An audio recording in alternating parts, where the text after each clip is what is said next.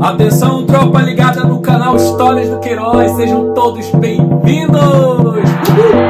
No vídeo de hoje eu vou tratar de um assunto que vocês estão me pedindo muito. Afinal, o que houve no Brasil foi ditadura? Foi revolução? Foi regime? O que foi, Queiroz? Vem descobrir comigo à luz da história. Roda a vinheta!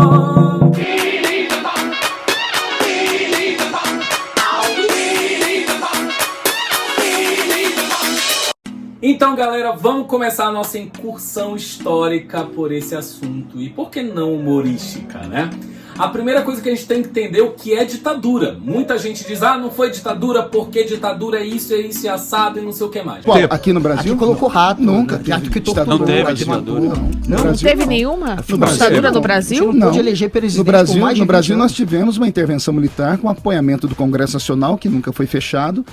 E é por isso que eu falo, a gente não viveu uma ditadura naquele tempo. Eu vou recortar essa parte, hein? A gente não... Agora, não vai falar em ditadura militar aqui.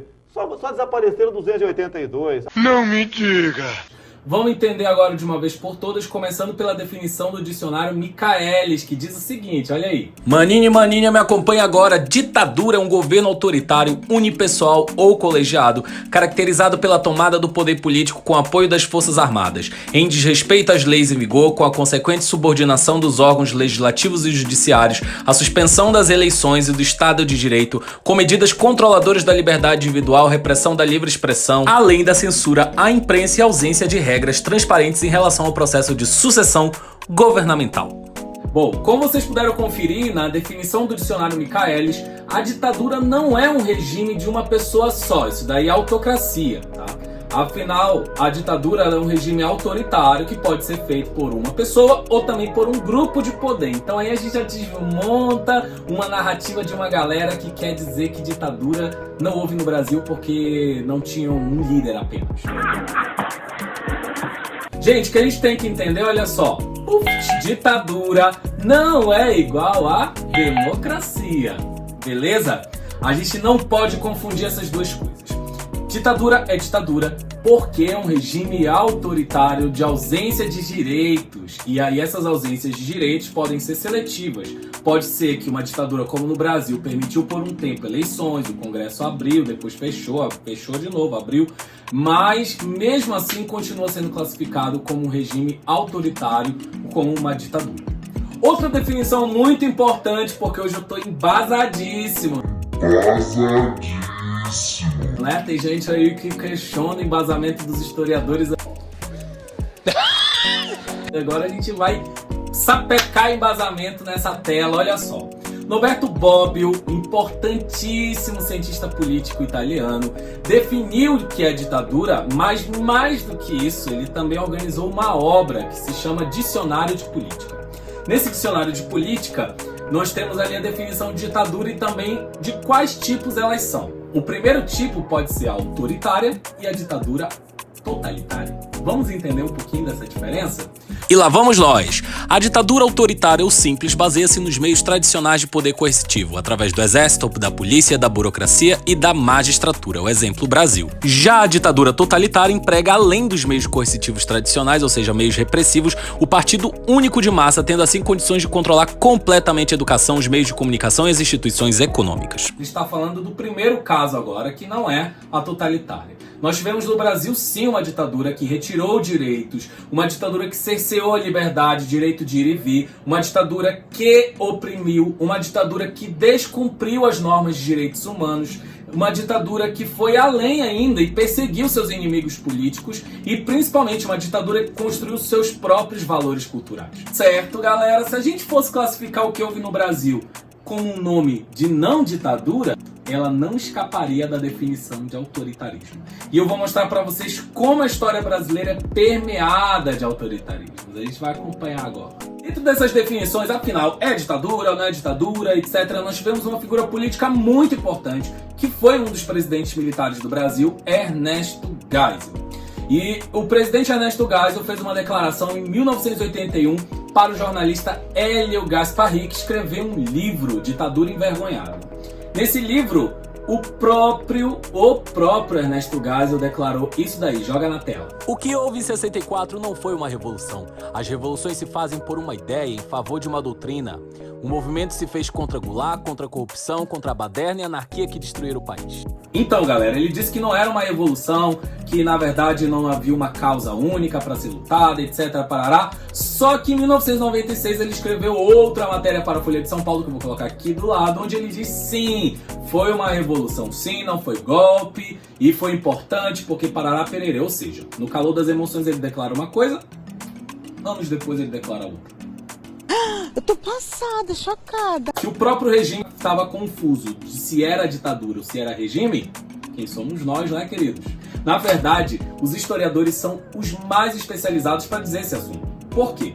Os historiadores buscam, na medida do possível, pesquisar documentação. Ah, mas Queiroz, o meu pai, viveu a época da ditadura. Ah, mas a minha mãe, porque não sei o que mais. Ótimo, queridos, maravilhoso. Viveu? Foi torturado? Não foi torturado? Isso são experiências humanas. As pessoas acompanham aqui. As pessoas não são a história. Na verdade, as pessoas são como se fossem documentos vivos. Se seu pai viveu um momento da ditadura e não foi torturado, pode muito bem ser entrevistado para pesquisa, assim como a pessoa que foi torturada. Então a gente vai ali costurando e vendo e tecendo os relatos que vão para os nossos livros didáticos, beleza? Relembrando a atuação de Ernesto Geisel na ditadura brasileira, nós temos uma matéria de 2 anos atrás, mais ou menos, que revelam documentos norte-americanos. A gente vai assistir agora para vocês se darem conta de como o governo atuou diretamente na repressão de seus inimigos políticos. Acompanha aí. A transcrição do documento está disponível em um site do governo dos Estados Unidos. O texto foi escrito pelo então diretor da CIA, William Colby, e endereçado a Henry Kissinger, secretário de Estado norte-americano na época. Colby fez um relato sobre uma reunião entre o general Ernesto Geisel, recém-empossado na presidência, e 3 generais assessores em 30 de março de 1974. No encontro, Geisel foi informado da execução sumária de cerca de 104 pessoas no Centro de Informações do Exército durante o último ano do governo do general Emílio Médici. Um dos presentes defendeu a manutenção da política. O memorando revela que Geisel informou o general João Batista Figueiredo, chefe do Serviço Nacional de Inteligência, o SNI, que a política deveria continuar. Olha o que a documentação aponta pra gente. Nós temos militares que estão atuando dentro de uma política de Estado de exceção, mas é uma política de Estado, para reprimir os seus inimigos políticos e escolher quem vive e quem morre. Isso é democracia? Menina, que isso? Só se for no mundo de Adolf Hitler que isso é democracia. Nós vamos agora para um momento muito importante desse vídeo. Se você está assistindo até aqui, não te esquece de inscrever e principalmente ativar o sininho, porque a próxima pauta vai ser tão boa quanto essa. Presta atenção. O pai do Chico Buarque, Sérgio Buarque de Holanda, foi um importantíssimo pensador brasileiro. Ele escreveu um livro chamado Raízes do Brasil. Neste livro, ele declarava que o homem brasileiro é um homem cordial. É um homem que gosta de viver em paz. Por isso que no Brasil não haviam tantas guerras, que no Brasil não haviam tantos conflitos, etc. Não! Só que Sérgio Buarque de Holanda parecia viver em outro país que não é o nosso. Por quê? As pessoas aqui amam lixar pessoas que roubam galinha. O cara roubou um ovo no supermercado, não é que esteja certo, viu? Não tá errado. Mas a pessoa roubou um ovo no supermercado, ela é linchada no meio da rua. E o político que rouba em Brasília continua lá impune porque o povo não se sente poderoso para punir esse político. Tá ligado no que eu quero falar? O Brasil vive, na verdade, uma chamada utopia autoritária. Sabe o que é isso? É achar que o exército e as forças armadas podem intervir a qualquer momento na história do Brasil. Então vem comigo agora que eu vou te explicar desde o início da nossa república como a gente tem uma herança autoritária. Vem comigo, ó. Acompanha agora que eu vou explicar bem rápido na velocidade de um cometa passando pela Terra. Agora vem comigo! 1889, o exército toma o poder no Brasil através de um golpe militar e proclamam a república. E nessa república velha aí teve bomba sendo lançada em cima de camponês lá na revolta de Contestado, teve povo apanhando na rua na revolta da vacina porque não queria tomar obrigado, teve chibatada, teve Canudos, que foi uma guerra civil dentro do próprio Brasil. Em 1922, os militares lá no Forte de Copacabana são mortos a tiros por terem se rebelado contra o governo da República Velha e toda a corrupção que acontecia ali. Em 1930, Vargas toma o poder no Brasil através das Forças Armadas. Em 1932, São Paulo entra em guerra com o próprio presidente provisório. Na verdade era um ditador que era Vargas, beleza, mas sempre o povo brasileiro recorrendo às armas. Em 1935, a intentona comunista, comunistas tentam através das armas derrubar Vargas. Em 1937, Vargas proclama uma ditadura chamada de Estado Novo no Brasil.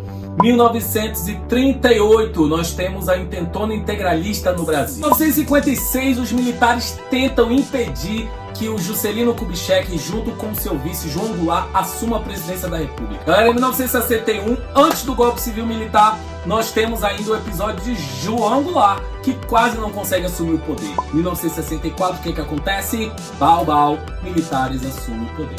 Ah, e é importante lembrar que os militares não assumem o poder assim, ó, à toa direita não. Eles tiveram apoio do povo, sim. Tem muita gente que diz, mas não foi ditadura porque o povo apoiou. Pera lá. Eu não acredito nesse ditado que dizem por aí, a voz do povo é a voz de Deus. Meu querido, se a voz do povo fosse a voz de Deus, a gente não teria o presidente que a gente tem hoje. Opa, eu não falei isso. Isso você já disse! Falei sim.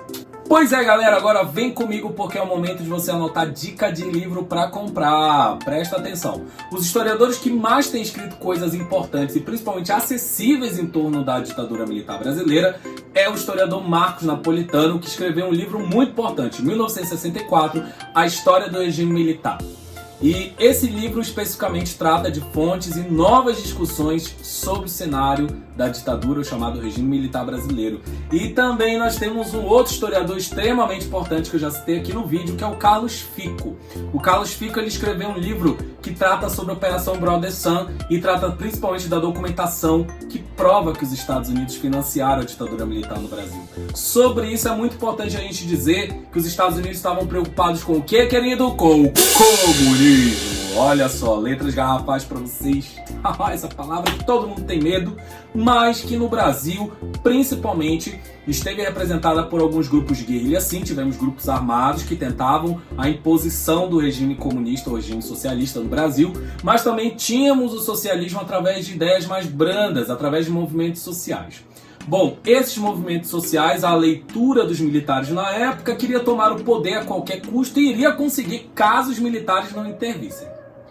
Essa é a grande controvérsia, tá? Na história não há provas cabais de que esses grupos tão minúsculos e principalmente tão desarticulados conseguiriam tomar o poder no Brasil. Então não há desculpa para se haver uma revolução no Brasil, por exemplo.